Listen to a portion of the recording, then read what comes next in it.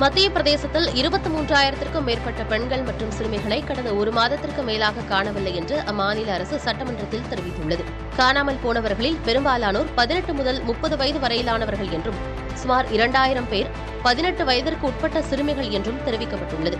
போபால், இந்தூர் உள்பட மாநிலத்தின் 30 மாவட்டங்களில் 500க்கும் மேற்பட்ட பெண்கள் காணாமல் போயுள்ளதாக கூறப்பட்டுள்ளது.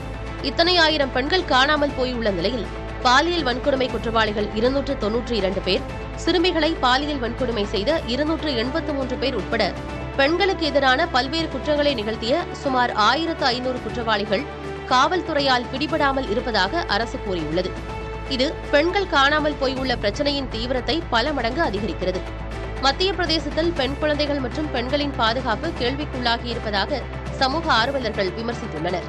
இதற்கு தீர்வு காண மாநில அரசு நடவடிக்கை எடுக்க வேண்டும் என சமூக ஆர்வலர்கள் வலியுறுத்தியுள்ளனர்.